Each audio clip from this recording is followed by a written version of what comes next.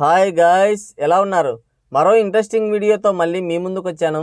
ఈ వీడియో చివరి వరకు చూసి నచ్చితే ఒక లైక్ వేసుకోండి. ఓకే, ఇక వీడియో స్టార్ట్ చేద్దాం. ఈ సంవత్సరం సంక్రాంతి సీజన్ గుర్తుంది కదా మీకు? గుంటూరు కారం, నాసామిరంగా, సైంధవని పెద్ద స్టార్స్ అందరూ థియేటర్ల కోసం నానా తంటాలు పడుతుంటే సరిగ్గా థియేటర్లు దక్కకపోయినా కేవలం మౌత్ టాక్తోనే 300 కోట్లు కొల్లగొట్టింది హనుమాన్ మూవీ. 2 పిల్లులు దెబ్బలాడుకుంటుండే మధ్యలో కోతెచ్చి ఎత్తుకెళ్ళినట్లు అయిపోయింది. ఇప్పుడు అదే జరిగింది. మిస్టర్ బచ్చన్, డబుల్ స్మార్ట్ ఈ 2 సినిమాల మధ్యలో ఆయనే ఒక చిన్న సినిమా రిలీజ్ అయింది. దీన్ని ఎవరు పెద్దగా పట్టించుకోలేదు కూడా. కట్ చేస్తే అదే హిట్ బొమ్మగా నిలబడింది.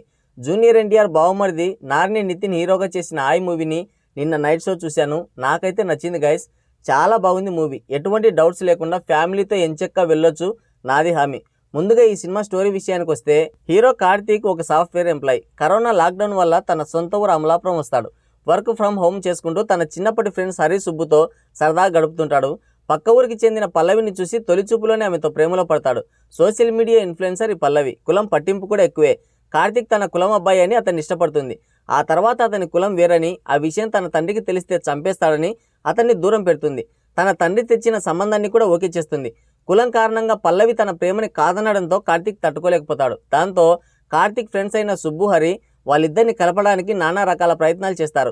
మళ్ళీ వాళ్ళిద్దరు కలుసుకున్నారా లేదా, వారి పెళ్లి జరిగిందా లేదా అనేది మీరు థియేటర్లో చూసి తెలుసుకోండి. సింపుల్ స్టోరీ లైన్ అయినా సరే పల్లెటూరు వాతావరణంలో న్యాచురల్ కామెడీని పండించి సక్సెస్ అయ్యారు డైరెక్టర్. ఈ మధ్యకాలంలో ఇలాంటి తెలుగుదనం ఉట్టిపడే సినిమాలు చాలా రేర్. ఎటువంటి బూతులు లేకుండా ఫ్యామిలీతో కలిసి చూడదగ్గ సినిమా ఇది. కార్తీక్, సుబ్బు, హరి ఈ ముగ్గురు ఫ్రెండ్స్ కలిసిన తర్వాతే సినిమా కథ స్టార్ట్ అవుతుంది. కార్తీక్ పల్లవిల లవ్ స్టోరీ స్టార్ట్ అయినప్పుడు వాళ్ళ ఫ్రెండ్స్ చేసే అల్లరి, వాళ్ళ ప్రేమ కోసం మిగతా ఇద్దరు సాయం చేయడం, ఆ క్రమంలో వాళ్ళిద్దరు పడే పాటలు, వాళ్ళ ఇబ్బందులు మనల్ని బాగా నవ్విస్తాయి. ఈ సినిమాలో హీరో ఎక్కడా కనిపించడు, కేవలం ఆ క్యారెక్టర్ మాత్రమే కనిపిస్తుంది. నరుక్కోవడం, చంపుకోవడం, బూతు డైలాగులు, ఎలివేషన్లు, చెవులు పగిలే బీజిఎం ఇలాంటి గందరగోళం లేకుండా చాలా ప్రశాంతంగా థియేటర్లో కూర్చొని చాలా రోజులైంది.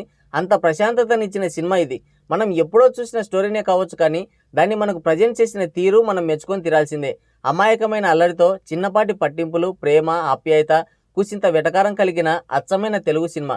పర్ఫార్మెన్స్ వైజ్గా నార్ని నితిన్ బాగానే చేశాడు.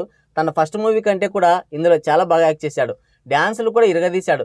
ఫ్రెండ్స్గా చేసిన అంకిత్ కోయ కానీ, కసిరెడ్డి కానీ మంచి సపోర్ట్ ఇచ్చారు. సాంగ్స్ కూడా చాలా బాగున్నాయి. ముఖ్యంగా రంగనాయకి సాంగ్ అయితే ఓ రేంజ్లో ఉంటుంది. ఓవరాల్గా చెప్పేది ఏంటంటే, ఈ ఆయ్ సినిమా ఒక అచ్చమైన తెలుగు సినిమా. ఎలాంటి డౌట్ లేకుండా హాయిగా ఫ్యామిలీతో వెళ్ళి చూసి ఎంజాయ్ చేయండి. సో గాయస్, ఇది రివ్యూ. మరి ఈ సినిమా పైన మీ అమూల్యమైన అభిప్రాయాన్ని కింద కామెంట్ సెక్షన్లో కామెంట్ చేయండి. మరోసారి మరో ఇంట్రెస్టింగ్ వీడియోతో మళ్ళీ కలుద్దాం. Thank you, take care, bye bye.